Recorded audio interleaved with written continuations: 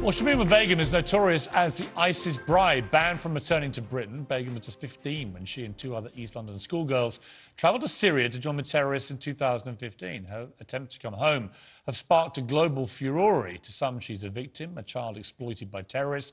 To others, she's a terrorist herself and a threat to national security. The UK stripped her of citizenship in 2019, arguing her Bangladeshi heritage means she's not stateless.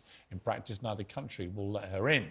And Begum, now aged 23, is stuck in a Syrian detention camp where most British people think she should stay. But this week, another twist. She may have been smuggled into Syria by Canadian spy. With Canada now pledging to investigate, is it time to give Begum another hearing, perhaps even mercy? Well, joining me now is filmmaker and journalist Andrew Drury, who's met and interviewed Shamima Begum on numerous occasions and thinks she's playing the victim.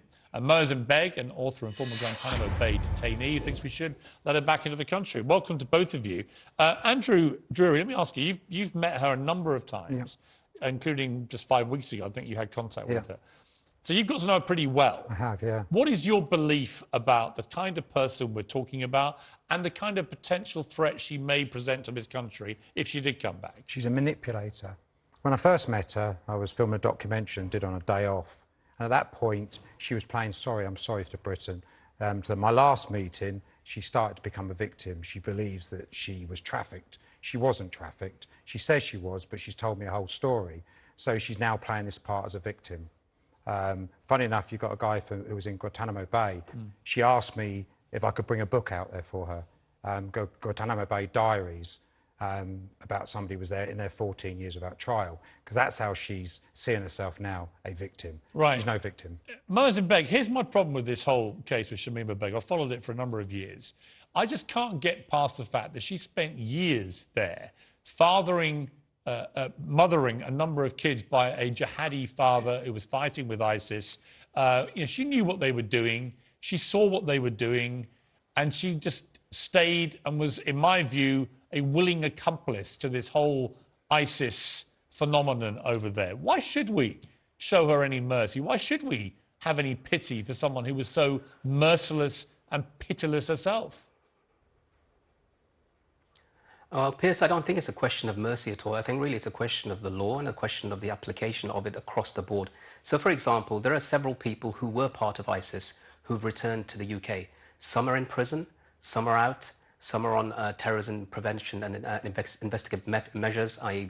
akin to house arrest. So there's different ways that Britain knows how to and can and has dealt with this. The real issue is Shamima being targeted because her nationality was revoked? Was it a political statement or was it one that was based on law? And I think it's the former and not the latter.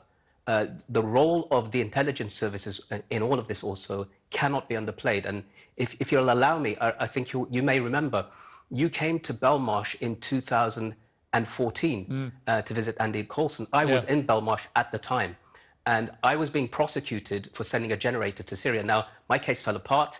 The police declared me innocent, and I was found not guilty. But I was held with an individual who told me a fascinating story. He was a young man from London who said that he'd been recruited by MI5 to go and spy for them against ISIS. And they'd given him huge amounts of money to do so. MI5 and the police eventually thought that he's playing a double game, he's a double agent.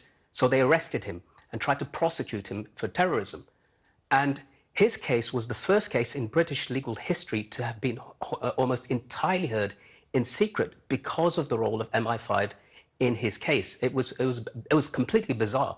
Okay, but look, I want to focus more on Shamima Begum. Main charges. Well, what is the relevance to Shamima Begum? But I'm going to bring it seems to me in her case. So the relevance. We all know what she did. We all know what she saw. We know, in my view, she made her ISIS bride bed, and she should lie in it.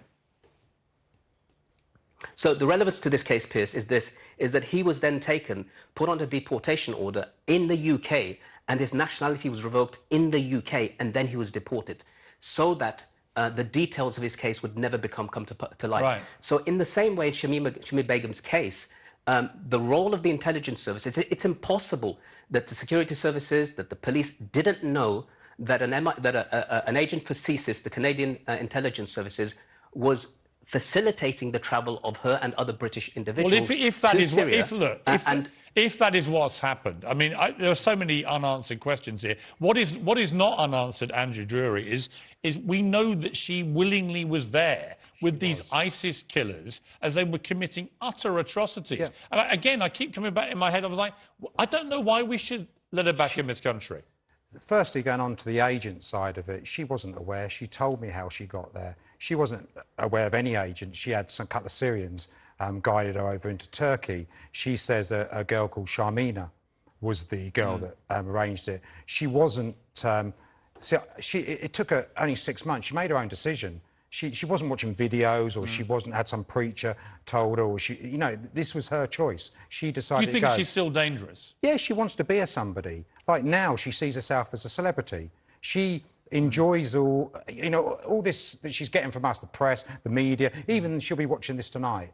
She'll hear, should this interview will go out. She loves what she wanted. She would have gone anyway. She wanted to be somebody. Being part of ISIS, she thought she was somebody. Now she's in the camp. She likes being somebody again. She's not a victim. I don't think she has any right to come back to this country. No moral right. I don't think she has a legal right.